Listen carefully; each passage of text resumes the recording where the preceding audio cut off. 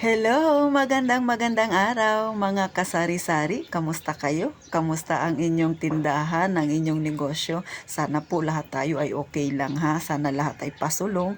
Yan ang laging wish ni Ate Tintin. Sa mga wala namang tindahan dyan pero nanonood, nagsa-search na para madagdagan ang kaalaman nila, magkaroon sila ng idea kung ano ba talaga yung tindahan, ano bang pinagagawa ng mga may-ari ng tindahan, maliit man yan o malaki, ay nasa tamang channel kayo. Syempre, kaming mga nagbablog, gusto rin naming i-share sa inyo yung aming naging journey sa pagkakaroon ng tindahan.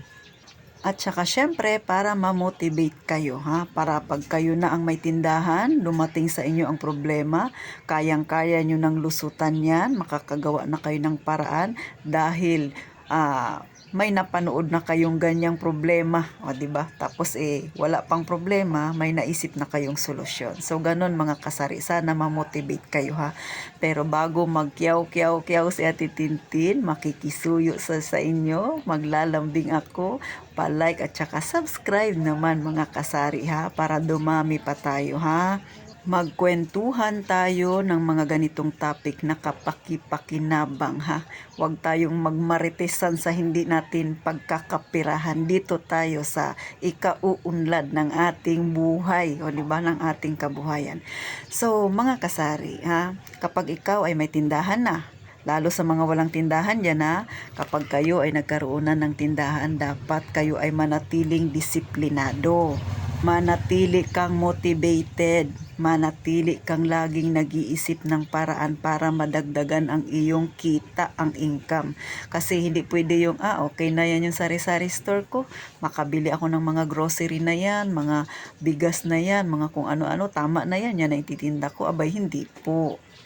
Dapat palagi kang nag-iisip kung ano pa ba yung mga pwede mong ibenta na maaaring bilhin ng iyong customer, o di ba?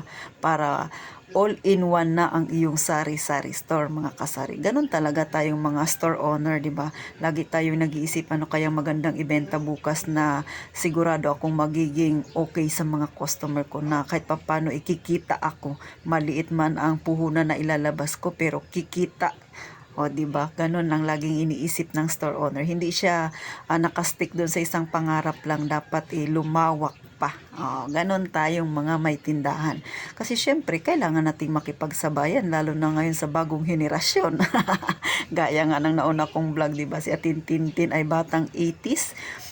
Hindi siya marunong mag-GCash. Dahil kailangan nag-aral ako. Dahil ang tagal kong maintindihan yung cash in, cash out na yan, di ba? Ang ginawa ko, para maintindihan ako ni customer, ang sabi ko, ako ba yung magsisend sa'yo o ikaw yung magsisend sa akin, di ba?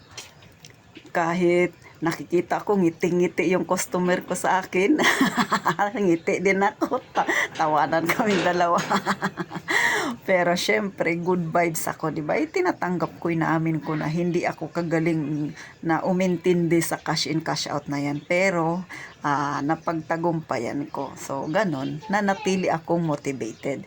So, ano pa? Dapat na iba, manatiling disiplinado. Syempre, kapag ikaw ay may tindahan na, kumikita na, huwag waldas ng waldas. Inaisip mo, marami naman akong paninda, malakas naman ang kita ko, okay lang magbawas ako. Di ba? Pero hindi po ganon. Dahil ang pera ng tindahan ay pera niya yon. O di ba, paano lalago yung tindahan mo kung sige kang kadukot na mamaya mamalay-malayan mo na purdoy ka na. So dapat disiplinado ka. Kung ano ka noon, dapat hanggang sa tumagal ang tindahan mo, ganyan ka pa rin kadisiplinado. Ganon ka pa rin ka-motivated. Kasi para lumago ng lumago ang iyong tindahan, makamit mo ang iyong pangarap, di ba? Na yung iba nangangarap maging mayaman, ay okay 'yon, ha? Kaya nga, di ba? Nagiging stay motivated sila hanggang sa lumago ng lumago, nagkaroon na ng mga branches yung kanilang tindahan kasi nanatili sila doon sa kanilang goal. So, hindi ako magsasabi sa inyo ng payaman-yaman dahil hindi ako mayaman. Ang akin maliit ang aking tindahan, pero syempre sa simpleng mga bagay na aking sinishare, alam ko makakatulong din ako sa kagaya kong nasa masa ang pamumuhay. O, di ba? Eh, syempre, gano'n naman tayo. Hindi tayo magpayaman-yaman. Magpaka-ipokrita ako. Mahirap naman talaga ako. Kasi niyayakap ko kung ano ako. Pero may pangarap ako. Doon tayo sa totoo, sa real talk tayo. Pero nangangarap tayo na mabago din ang ating buhay sa pamamagitan ng landas na ating pinili. Kung may mga pagsubok man na dumarating sa inyong tindahan, normal lang yan. Huwag mawawalan ng pag-asa. Ako nga, pinagdaanan ko rin yan. Pero, dahil sa kagustuhan ko na manalo ako sa laban, di ba, tuloy-tuloy lang. Walang nagwawagi na umaayaw ka agad. Kailangan kahit ano pang dumating na pagsubok, tuloy-tuloy lang. At saka, kaya ako nagiging mas lalong motivated. May mga time din na down yung pakiramdam ko. Pero pagka ganun yung pakiramdam ko, ang ginawa ko ay yung aking paligid ay pinagmamasdan ko. 'Di ba? Nakikita ko yung iba nga ganito, ganyan, ganyan. Kaya nga nila, ako pa kaya. Kinaya nga nila yung mas mabibigat na problema. Bakit ako hindi? 'Di ba? Yun ang aking nilalagay sa aking isipan na kahit na alam ko yung tindahan ko talaga noon ay gumanda na, tapos lumubog siya. Tapos ngayon ay gumanda na ulit pero ayaw ko nang lumubog siya ulit. Makatotohanan yan mga kasari kasi nangyari yan sa akin. Kaya ngayon si Ate Tintin ninyo nag-iingat na talaga kahit sa mga pautang niya, nag-iingat na ako na talagang yung aking sarili ay pinokus ko doon sa aking gustong mangyari sa goal ko. At saka, iniisip ko na lang sa bawat problemang dumarating, alam ko may solusyon. So, hanggat may paraan pa akong ginagawa, alam ko magtatagumpay ako. Tsaka ayaw kong isipin yung panay negative. Kasi baka negative din yung outcome. So, kahit na negative yung nangyayari sa akin, ang iniisip ko pa rin ay positive. Yung mga bagay na ginagawa ko, iniisip ko, kahit na ganito na yung nangyari sa tindahan ko, na parang pabagsak na. Kasi nga ganun yung una. Nung una, umusbong na. Unang pagtinda ko, dahil na-scam ako, tapos dagdagan pa ng anak ko, palubog na naman siya. So, yun ang ginawa kong way. Sabi ko, hindi maaari na lumubog ako. Kailangan umahon ako ulit. So, ganun po. Positive talaga iniisip ko. At saka, wag lang panay positive ang isipin mo. Magawa ka rin ng paraan. Anong mangyayari niyan? Sige ka lang kaisip ng positive. Tapos, nakaupo ka lang naman sa tindahan mo. Hindi mo ginagawa ng paraan para kahit papano umangat yung tindahan mo. Wala ring mangyayari. Kailangan may gawa na nakikita. Hindi lang panay salita. Ganon mga kasari ha. Yan ang pakatatanda.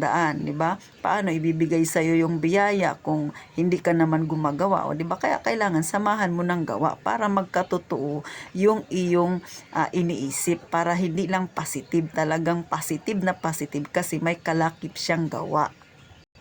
So, paano mga kasari? Simpleng paalala lang yan ni Ate Tintin sa inyo.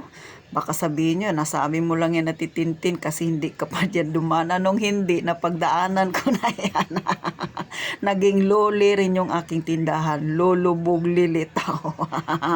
Kaya nga naikukwento ko na sa inyo itong mga kasari kasi dumaan din ako sa napaiyak din ako kasi makita ko yung tindahan ko lubog na.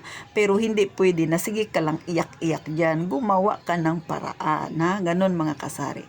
So thank you po sa mga nanood. Sana napangiti ko kayo. At saka syempre kahit papano na-inspired ko yung iba dyan na medyo loli rin yung kanilang tindahan, lulubog lilitaw mga kasari.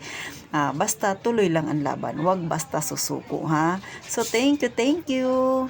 Huwag kalilimutan na mag-subscribe mga kasari kasi marami pa tayong topic na pwedeng pagkwentuhan, na pwedeng pagmaritisan na kapaki-pakinabang So paano? Laging sinasabi ni Ate Tintin, mag-iingat kayong palagi mga kasari.